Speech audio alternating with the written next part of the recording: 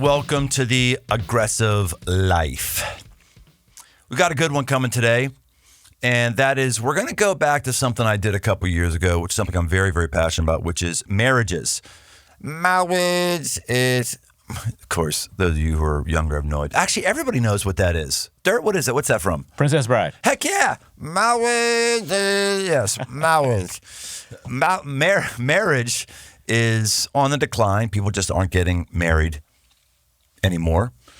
Younger people just not interested in it. The statistics are really, really clear. And for those who are married, there's just not a lot of help for those of us who are married, but we have something here at The Aggressive Life. It's called Couples Camp.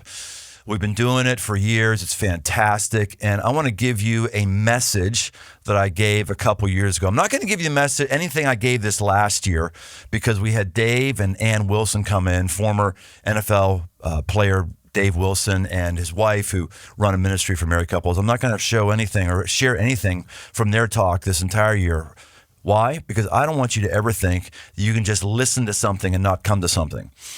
There are certain experiences like couples camp, man camp. It's not about the content. It's not about the speaking, though we try to have it as great and powerful as possible. You can get that anywhere. Anywhere it's fine. Get content.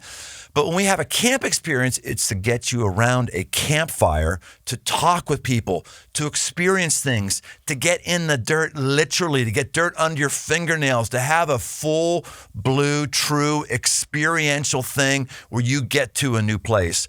And I just don't want to do anything that risks disincentivizing you to actually have the full Monty instead of just listening to a talk. So I'm going to give you old stuff, which I think is still darn good stuff because I gave it myself. 3 ways to elevate your marriages from 2 years ago. And I'm hoping this helps you if you're married to say, okay, I need to come to couples camp. Next year, we've got a really cool thing happening. Jenny Allen, I don't know if you've ever heard of Jenny Allen. She's a pretty big deal. She is the mastermind and key speaker behind Unite, the movement that's sweeping the nation, going to college campuses where tens of thousands of students are coming and having a fresh experience with God. Her and her husband, Zach, who's a pastor, have done a lot with marriages. They are on the slate for next year. And I'm going to give you a discount code that is never going to be cheaper than this. It's never. You can right now put your feet in the ground, put your foot in the door, and make that happen. The discount code is, what's the discount code? There actually is no discount code. Just this week. It's a flash sale. Just go. Flash. Just go flash. Flash sale this week. Go to couplescamp.us. Couplescamp.us. I hope to see you next year. If I saw you this year, you know how amazing it was. And let's revisit a little bit of magic of Couples Camp from 2 years ago with 3 ways to elevate your marriage.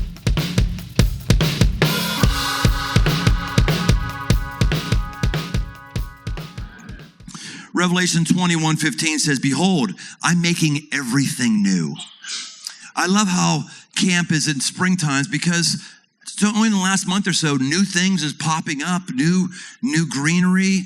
It was just a few months ago that there wasn't any greenery. It was winter. It was dormancy. And maybe you came in today, this weekend, in winter. Or you were in fall, or there was just a dormancy, and maybe this verse means it's you, that God's made something new. I'm not going to do some big thing and start screaming at you. I'm curious, if God's done something new for you, just raise your hands. You say, that's me. We did something new in our marriage. You made something new. That's cool. That's great. Now, what happens is we have these spiritual things that take place, and many of us just want the spiritual feeling, but what goes with the spiritual feeling is there to push us into new behaviors and new patterns. When we come to know Christ, it's wonderful if we stand up in a tent, and it's great if we get baptized. All that's great, and we're coming into a personal relationship with God where we have to walk out the relationship, and there's some work there. There's some process that happens. And the good news is you all have a good work ethic because look how far you've come, right? You changed things to come here. You stayed in a parking jam to get here. You parked on the side of a hill. God bless you. You had to park on the side of a hill.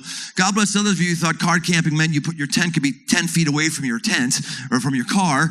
And you walked stuff in and you dealt with smoke in your face. And some of you have never slept outside. Some of you have never gone for 3 days without a shower. And you did it. Really? Great.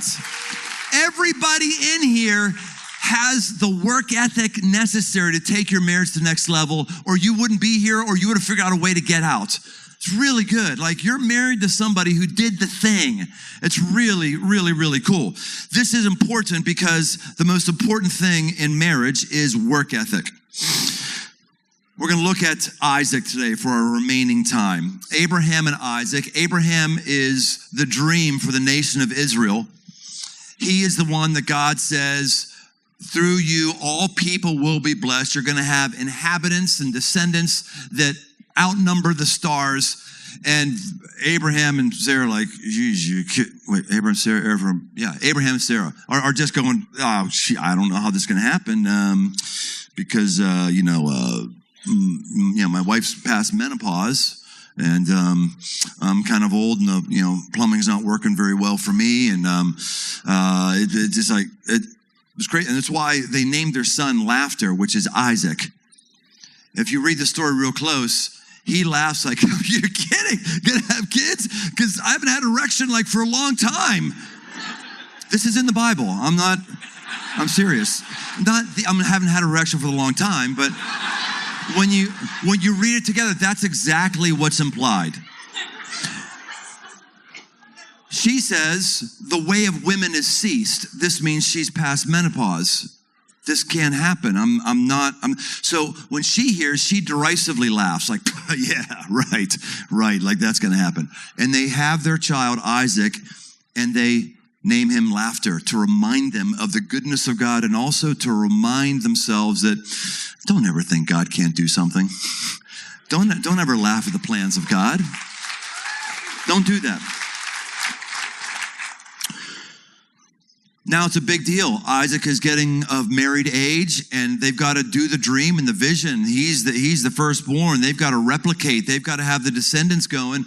And so picking a spouse for Isaac is really critical. So they send one of their servants out to find who this woman might be. And I'll just read it from you. Genesis chapter 24, verse 10. Then the servant took 10 of his master's camels and departed.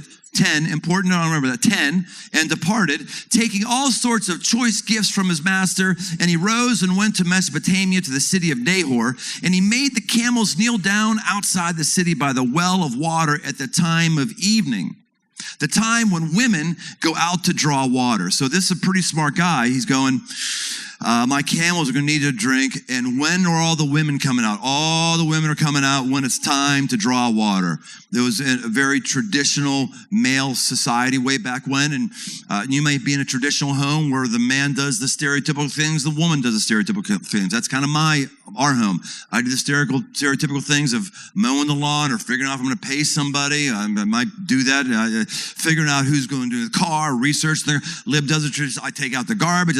She does the traditional things if she cooks, unless we're overlanding. It's just all of us. And maybe you have a non-traditional role marriage, but it's like you get into whatever your patterns are, and it's good. Well, back then it's like that's just what women do. They all go draw water. So his servant's going, the best way for me to find all these women and get my eyeballs on them is to plant myself here with camels because they all come out. It's the big lineup. And he said, "O Lord, God of my master Abraham, please grant me success today and show steadfast love to my master Abraham. Behold, I'm standing by the spring of water, and the daughters of the men of the city are coming out to draw water." So, okay, now here it is. Here's a question for you. If you're trying to find a mate for your child, male or female, what are you looking for? Most people, if it's themselves, they're looking for somebody that is pleasing to the eye and is attractive. I mean, that's important. There needs to be some base level of chemistry. You got to have somebody like, but I'm attracted to that person visually, whatever that is. But many people aren't going to look for what this guy looks for. Let's keep going here. let the young woman to whom I shall say, please let down your jar that I may drink, and who shall say, drink, and I will water your camels. Let her be the one whom you have appointed for your servant Isaac. By this I shall know that you have shown steadfast love to my master. So he's not looking for looks. He's looking for work ethic. Let me find the woman who wants to feed my camels water. Every camel can drink in one sitting 30 gallons in one sitting. How many camels did he have? 10. 300 gallons. So he's saying, if there's a woman here who would draw 300 gallons, maybe it's even only 100. Maybe they've drawn, I don't know. You don't catch what I'm saying. If there's a woman here who has the kind of work ethic to draw 100, that would be great. And it says this, verse 10. Verse 15, behold, he had finished speaking, and behold, Rebekah, who was born in Bethuel, son of Milcah, the wife of Nahor, Abraham's brother, came out with her water jar on her shoulder. The young woman was very attractive in appearance. Interesting. So she's good looking, to him anyway. Cool. But that wasn't what got the attention. The attention is this, and a maiden whom no man had known, she went down to the spring and filled her jar up. Then the servant ran to meet her and said, please give me a little water to drink from your jar. And she said, drink, my lord. And she quickly let down her jar upon her hand and gave him a drink. And when she had finished giving him a drink, she said, I will draw water for your camels also until they have finished drinking. He says, so I'm going to draw water for all of your camels. So she quickly emptied her jar in the trough and ran again to the well to draw water. And she drew for all his camels. And the man gazed at her in silence to learn whether the Lord had prospered his journey or not. If you want the spiritual high that you may be on, or the marital high, or maybe not a marital high, maybe we're just in the marital dumps, and now you're in the marital level ground.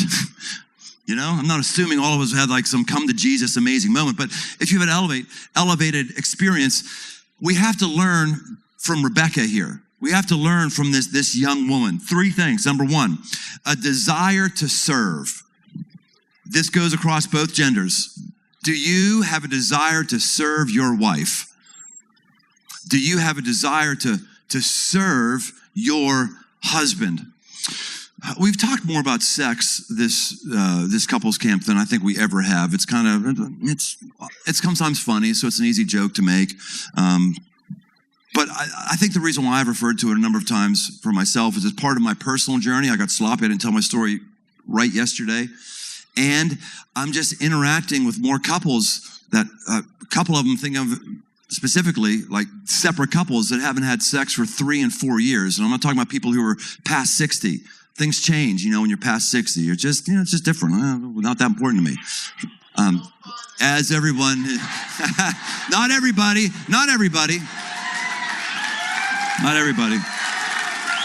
Great, awesome. But, as I mentioned yesterday, Lib and I have been opposite for our whole marriage, just different, opposite. And so when I was younger at my sexual peak, she wasn't. And then, I lost my sex drive, which was a wonderful thing. So I was like, this is great. It just had me it was great. Well, it was great for me. It wasn't great for her because now she's at her sexual peak. I'm like, oh my gosh, here we are again. And then I'm just starting to, I'm losing energy. I'm doing this. I got a friend here who's a urologist. He said, well, you ought to get tested for testosterone. I said, okay. So I got tested. I said, you have like no testosterone. And I went and talked to another guy and my primary care physician. And he's like, oh, that's your number? Oh yeah, you need to do that. So I've been doing like this much testosterone once a week, 500 cc. Where's my dick doc? Where is he? How much am I taking? Where is he? Half a cc, 1/2 a cc. There you go. You're going to get some business. And what you're going to get, you're going to get some business. Once a week, 1/2 a cc once a week. And it's been great. It's like I feel like I'm 45 again. Well, here's the problem. So now I'm like, for the first time in literally decades, I'm like, okay. And Lib is, of course, menopause happened a few years ago. So it takes work. So we've got to talk and work and communicating our needs. And I think that's the sex life thing is important, not just because it may feel good to you, but it's a work ethic thing. Do I want to work on the marriage, a desire to serve? And forget about that. So last time we're going to talk about sex. But how are you with serving your spouse? Serving her and giving her or him the vacation they want? How are you in stepping outside of your traditional role and doing what they normally do because they simply need a break? How are you in sitting there and listening to them talk about something you just really don't want to hear about? But your work ethic means I'm going to sit here and I'm going to keep my eyes on you and try not to space out. And if I do space out, I'm going to work really hard to not look like I'm spacing out. It happens, right? There's got to be a desire to serve. The second thing that has to happen is there has to be a willingness to go the extra mile. She does all the camels, goes the extra mile, all the camels. Jesus says, if someone asks you to carry their stuff 1 mile, take it 2 miles. That's where we get the idea of the extra mile. And what he was saying was the Roman legions, with their servants and slaves, the Jews who they were lording over, they could just grab them and say, you, carry my pack here. And when Jesus says that, he's saying, if you go an extra mile, you're showing them I'm not doing it for you because you have authority over me and are bossing me around. I'm going the extra mile because you don't own me. God owns me. And just because I feel like it, I'm going to go an extra mile. That's what the extra mile is. When you go the extra mile in marriage, you're telling God, I'm going to do this, God, because I'm telling you, you go the extra mile for me all the time. Yeah, I'm like, you go the extra mile in giving me forgiveness all the time. You go the extra mile and giving me grace and resources all the time. Shoot, the massive heartache and stresses that you've had over the last year, half of them you don't even remember. The things you thought were going to be your undoing 10 years ago, you don't even remember those things because God brought you through it. And so with our spouses, we go the extra mile because God goes the extra mile with us. And when we go the extra mile, it's not that we're trying to show them, okay, look how much I'm serving you. We're showing God, I appreciate you own me and you own our marriage, so I'm going to go the extra mile. The third thing that happens is there's energy. She runs. It says she quickly. It's like chop, chop, chop, chop, hatu, hatu, hatu. She has energy and she runs. When we had kids in the house, and we've got our oldest daughter, and our oldest son-in-law are here, and they'll tell you it happens all the time in our house. So we have a motto. I think it's good for every family to have a motto. What's a motto that's sticky and works? And our motto that's sticky and works is Tome's hustle. That's what we do. Tome's hustle. We hustle, chop, chop, chop. So when our kids are like dallying around, taking 20 minutes to put their freaking socks on and shoes on, we're like, hey, Tome's hustle. Let's go, chop, chop, Tome's hustle. And whatever it is, we hustle, and it's kind of stayed with us, and we recount that all the time. That may not be your motto. Find one that works for you, but find a motto that enables you to have energy to put towards the right thing. These are the things that get our marriage to the next place. When many of us made our vows, we didn't know the things that we know now. Like, I got lucky marrying Lib. As I said earlier on, my criteria for what I need in a spouse was really low. I didn't understand anything. And then I personally just lucked out with a woman who had amazing work ethic and amazing hustle. She's really, really remarkable. But one of my big regrets is when we got married, I didn't understand the vow. I didn't understand how sacred and important the vow was. We wrote our own vows, and I didn't finish mine. I was a horrible. I didn't have a work ethic when I was 22. Like, who I am today is not what I was at 22. I had no work ethic. So I didn't finish my vows, and I figured, that's fine. I speak to kids all the time. I'll just say something when I'm up there. So I just, right. So I basically, Lib, I love you, and I love you. And I'll be with you because I love you. And that was it. And then she pulls out this long list and opens it up and it falls down on the floor. And she just reads this thing for like, because she has work ethic. She had work ethic more than I. And she read this thing. And I always regretted this, that I just didn't take the vows seriously. Vows our words are really serious. Jesus says, let your yes be yes, your no be no. Don't feel like you need to give these long, ornate things. And I swear by the stick a needle in my eye. Just be a person, when you say it, it happens. You say it and it happens. Saying things are really important. Schools, when I was growing up, we said the Pledge of Allegiance every day. I mean, we don't do that now for, whatever political reason it is in many, many schools. But like every day, pledge allegiance to the flag. We did this. And I think maybe that was part of what kept the country somewhat sane, is always had memories of all of us together just going like this and say, I pledge allegiance. I pledge allegiance. And now no one's pledging allegiance to anything. I mean, America's never been more, and we have horrible black eyes in our nation's history. Our nation has not been like this beautiful formed institution that God is so happy with. We've got massive black marks in our history, massive hash marks, massive just scars and horrible, just atrocious, right? But I think those words maybe helped us. And I always regretted that those vows weren't helping us. So when we did our very first couples camp, we said, hey, let's renew the vows, because I wanted to renew my vows. And now it's become a standard tradition we do every year. You might have said, man, I just did this last year if you came to couples camp. Yeah, I know. It's more meaningful every year though, isn't it? Because every year it's almost like you're re-upping. Every year it means something. When I told Lib that I loved her when I was 22, I did not love her. I thought I did. The highest form of love I knew. But as we've grown in our relationship and our marriage, and some years I've decreased in my love for her, and she has for me, because we've had some horrific moments of marriage. At some point, maybe we'll have the courage to talk about that. Maybe we're 65 or on our deathbed or something like that. Maybe we'll, on our death... Maybe someday, just before we both die, hey, let's put the camera in and we can tell all of Crossroads these things. And then we die, something like that. But I think that, where was I going with that? The vows.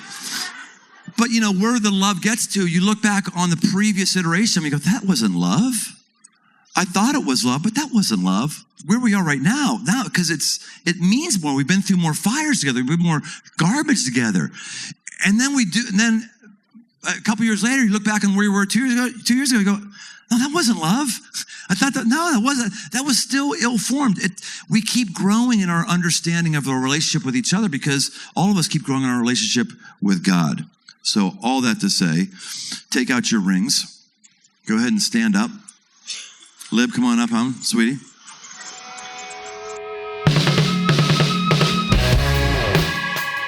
Thanks for joining us on this journey toward aggressive living. Find more resources, articles, past episodes, and more at briantome.com. My new book, a 60-day devotional called The 5 Marks for Man, 60 Days to a Powerful Life, along with all the other books in the 5 Marks library, are open right now on Amazon. Be sure to leave us a rating and review wherever you listen to your podcast. Then send an email to that's dirt@briantome.com to get a free Aggressive Life sticker. Find more on Instagram @BrianTome. The Aggressive Life is a production of Crossroads Church, Cincinnati, Ohio.